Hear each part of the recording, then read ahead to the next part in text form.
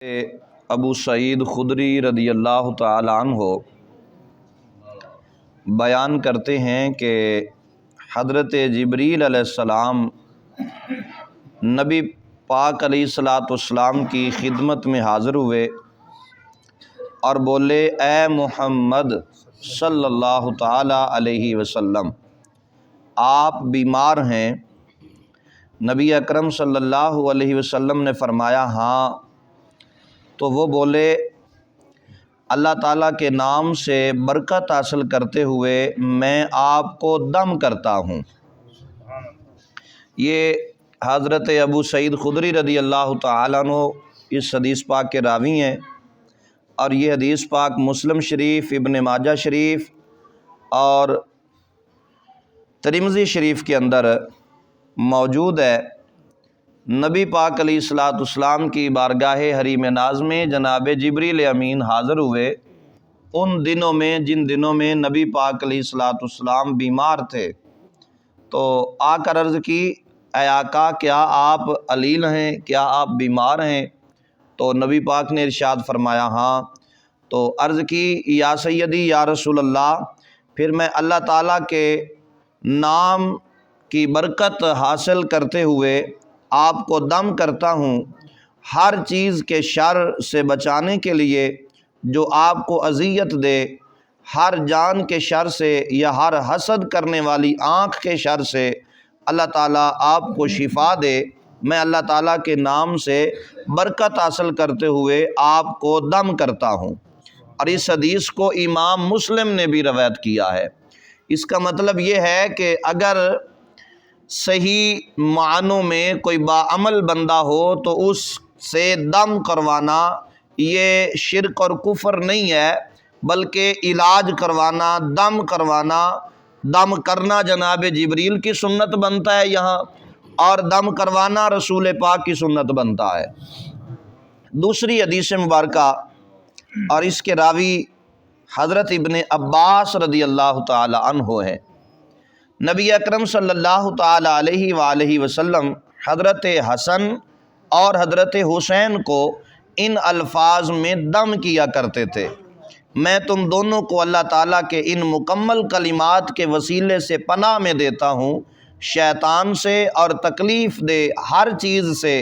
اور ہر خراب کرنے والی آنکھ سے۔ نبی اکرم بیان کرتے ہیں کہ تمہارے والد یعنی حضرت ابراہیم علیہ السلام ان کلمات کے ذریعے حضرت اسماعیل اور حضرت اسحاق کو بھی دم کیا کرتے تھے۔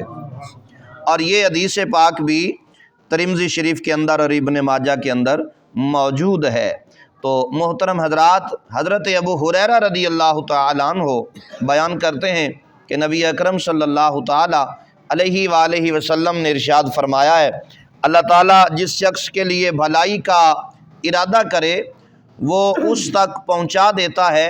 یا اسے کسی آزمائش میں مبتلا کر دیتا ہے۔ اس حدیث کو امام بخاری نے روایت کرتے ہوئے فرمایا ہے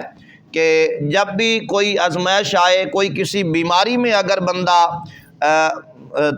آ جائے اور اسے کوئی بیماری لاحق ہو جائے تو وہ ہائے ویلا نہ کرے، بلکہ پھر بھی اپنے رب کا شکر ادا کرے، کیونکہ یہ اس پر اللہ کی طرف سے ایک آزمائش ہے۔ اب ایک اور حدیث پاک کا مفہوم میرے ذہن میں آ رہا ہے کہ صحابہ اکرام عرض کرتے ہیں، یا سیدی یا رسول اللہ، اللہ تبارک و تعالیٰ کی طرف سے آزمائش یا عذاب آتا ہے،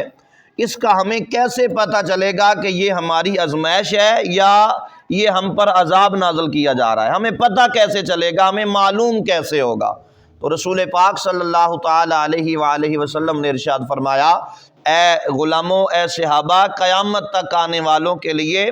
میں یہ پیمانہ دے رہا ہوں کہ جب بھی تم پر آزمائش ہوگی تو اس کی ایک واضح نشانی یہ ہوگی کہ ہر اللہ کی آزمائش میں تم صبر کرنے والے ہوگے۔ اگر تمہارے اندر صبر ہے، کوئی بیماری لاحق ہو گئی، کوئی پریشانی آ گئی، اس پریشانی کو دیکھ کر آپ گھبرائے نہیں، آپ پریشان نہیں ہوئے، بلکہ آپ نے یہی جملہ کہا، اللہ اگر تو یہ دکھ دے کر راضی ہے تو پھر میں دکھ لے کر راضی ہوں۔ اے اللہ، اگر تو مجھے اس حالت میں دیکھ کر راضی ہے تو میں تو تیرا بندہ ہوں، میرے اللہ میری کیا مجال ہے کہ میں تیرے سامنے کوئی بات کروں میرے اللہ جیسے تو راضی ہے تیرا بندہ اسی طرح راضی ہے۔ جب بندہ اس طرح شاکر بن جاتا ہے تو پھر وہ آزمائش بن جاتی ہے۔ اور اگر بندہ تھوڑی سی کوئی بیماری لگ گئی تو جناب اس پہ ہائے ویلا شروع کر دیا، گلا شکوہ کر دیا، رب نے مجھے دیا کیا ہے، فلاں ہے، یہ ہے، وہ ہے، جس طرح کی عام ہمارے معاشرے میں باتیں پائی جاتی ہیں۔ تو فرمایا کہ اگر اس طرح کی باتیں پائی جاتی ہیں ناشکری والی تو یہ پھر اللہ کی طرف سے تم پر عذاب ہے، اور اگر آزمائش ہے تو اس کی نشانی یہ ہے کہ ہر معاملے میں تم صبر کا دامن کبھی بھی نہیں چھوڑو گے، ہر وقت تم صبر کے دامن کے ساتھ وابستہ رہو گے۔ اور پھر ایک وقت ایسا آتا ہے جیسا کہ اس حدیث مبارکہ میں بتایا جا رہا ہے، جس کے راوی حضرت ابو ہریرہ رضی اللہ تعالیٰ عنہ ہے۔ آپ فرماتے ہیں کہ اللہ تعالیٰ جس کے لیے بھلائی کا انتخاب کرتا ہے نا، اور اس کے لیے اسے کچھ عطا کرنے کا ارادہ فرماتا ہے تو اسے کسی نہ کسی آزمائش میں مبتلا کر دیتا ہے، کسی نہ کسی آزمائش کے اندر۔ وہ کسی بھی صورت میں ہو سکتی ہے، وہ دنیاوی معاملات میں بھی ہو سکتی ہے، وہ دینی معاملات میں بھی ہو سکتی ہے، کوئی بھی کسی بھی قسم کی آزمائش میں رب مبتلا کر دیتا ہے۔ اور جب وہ بندہ اس آزمائش میں مکمل ہو جاتا ہے نا تو پھر مالک اسے اتنی بڑی عزت عطا فرماتا ہے، اتنی بڑی شان عطا فرما دیتا ہے کہ پھر وہ جیسے میں نے صبح کے درس میں کہا تھا کہ پھر کعبہ بھی نیچے ہے اور بلال کے قدم کعبے کی چھت پہ چڑھ جاتے ہیں، پھر یہ ماحول بن جاتا ہے۔ اور اسی ضمن میں ایک اور بات ذہن میں آئی کہ جب بندہ آزمائش میں ہو اور وہ ہر آزمائش کو پورا کرے، اب دیکھیے ہر بندے کا یہ دل چاہتا ہے کہ میں مدینے جاؤں، ہر بندے کا یہ دل چاہتا ہے، ہر بندے کی یہ تمنا ہے، ہر بندے کی یہ خواہش ہے کہ میں سرکار کے روضے کی زیارت کروں، کعبہ شریف اور مقام باب رحمت کا جا کر بوسہ لوں اور حجر اسود کا بوسہ دوں اور یہ تمام ارکان میں ادا کروں۔ ہر بندے کی تمنا ہے۔ آج 1400-1500 سال گزرنے کے بعد ہماری یہ حالت ہے کہ ہم ایک بار مدینے گئے تو بار بار پھر جانے کو جی کرتا ہے، جو نہیں گئے وہ تڑپ رہے ہیں کاش زندگی میں ایک بار تو ہمیں مدینہ پاک کی زیارت نصیب ہو جائے۔ اور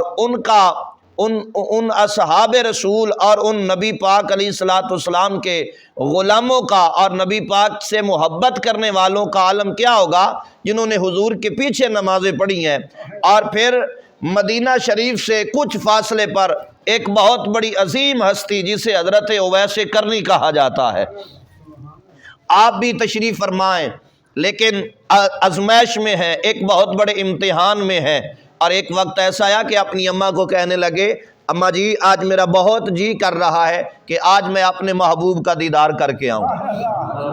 حضرت اویس کرنی نے جب یہ عرض کی نا تو ماں نے کہا اے بیٹا جا، میں تجھے جانے کی اجازت دیتی ہوں، لیکن اگر سرکار مسجد نبوی میں ہو تو ان سے مل لینا، اگر مسجد نبوی میں نہ ہو تو پھر جلدی واپس آ جانا، میں اکیلی ہوں اور تیرے بغیر میرا جی نہیں لگتا۔ میرے آقا سے پیار کرنے والوں، اب سرکار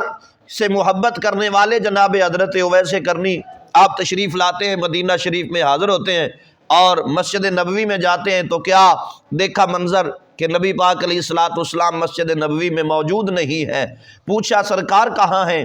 تو جواب دیا کہ سرکار گھر میں تشریف فرما ہے۔ دل نے کہا مدینے میں آ گیا ہے اور سرکار کی نگری میں پہنچ چکا ہے، چلو گھر جا کے زیارت کر لے سرکار کی۔ پھر دل دماغ نے کہا نہیں، تو اپنی ماں سے وعدہ کر کے آیا ہے، اگر مسجد میں ملے تو ملنا ہے، گھر میں نہیں جانا۔ وہیں سے پھر واپس پلٹ آئے اور پھر جناب اماں کی خدمت میں آ گئے اور آ کر سلام پیش کیا تو ماں نے پوچھا بیٹا کیا حضور سے ملاقات ہو گئی ہے؟ عرض کی اماں حضور میں مسجد نبوی میں گیا تھا لیکن وہاں ملاقات نہیں ہو سکی، سرکار گھر تھے۔ دوسری دفعہ پھر اجازت مانگی، پھر اجازت ملی، اب کی بار اجازت ملی گھر کی، اور میرے آقا علیہ الصلوۃ والسلام دوسری بار گھر میں موجود نہیں تھے۔ پھر اسی طرح تڑپتے ہوئے پھر واپس چلے گئے۔ ساری زندگی بظاہر آپ کو دیدار نہ ہو سکا، یہ ایک آزمائش تھی، ایک امتحان تھا حضرت اویس کرنی کا، لیکن یاد رکھیے پھر وہ مقام بھی آیا۔ ادھر اویس کرنی کرن کے علاقے کے اندر آپ اللہ اللہ کر رہے ہیں، اور ادھر مدینہ شریف سے میرے آقا کریم علیہ الصلوۃ والسلام نے جناب حضرت ابو بکر پاک، حضرت عمر پاک اور مولا علی پاک کو اپنا جبہ مبارک دے کر بھیجا اور کہا یہ جبہ لے جاؤ اور حضرت اویس کرنی کو جا کر دینا، اور ساتھ یہ بھی کہنا اے اویس، محمد عربی نے فرمایا ہے میری امت کی بخشش کے لیے دعا کر دینا،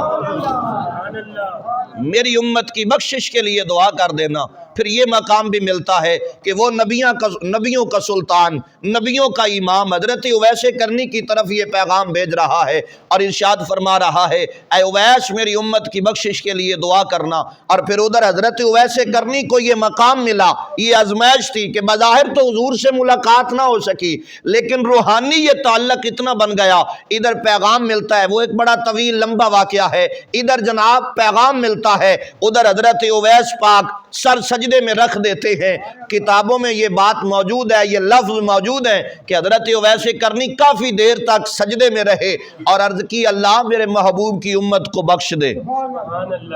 رب العالمین خالق کائنات نے فرمایا اے پیارے اویس تیرے محبوب کی امت کے ایک حصے کو میں نے بخش دیا۔ عرض کی مولا ابھی بھی تھوڑی ہے اور بخش دے۔ پھر دوسرے حصے کے متعلق بھی آواز آئی، پھر تیسرے حصے کے متعلق بھی، اتنی دیر میں کافی سارا وقت گزر گیا۔ تو حضرت سیدنا علی المرتضیٰ جناب حضرت سیدنا ابو بکر پاک قریب آئے اور آ کر آواز دی، تو حضرت اویس کرنی نے سر سجدے سے اٹھایا اور دیکھ کر کہا اے ابو بکر کاش آپ تھوڑی دیر مجھے اور آواز نہ دیتے تو میں نے آج اس وقت تک سر نہیں اٹھانا تھا جب تک میں محمد کی ساری امت کو نہ بخشوا لیتا، اس وقت تک میں نے سجدے سے سر نہیں اٹھانا تھا۔ پھر یہ مقام بھی ملتا ہے، کبھی وہ مقام، کبھی وہ امتحان اور کبھی یہ مقام کہ پھر حضرت اویس کرنی اپنے رب سے ملاقاتیں بھی کر رہے ہیں اور باتیں بھی کر رہے ہیں۔ تو محترم حضرات، رب العالمین خالق کائنات کی مقدس بارگاہ میں دعا ہے اللہ کریم اپنے پیارے محبوب کے صدقے سے ہم سب کی حاضری کو اپنی بارگاہ میں قبول و منظور فرمائے۔ تو اپنا موضوع جو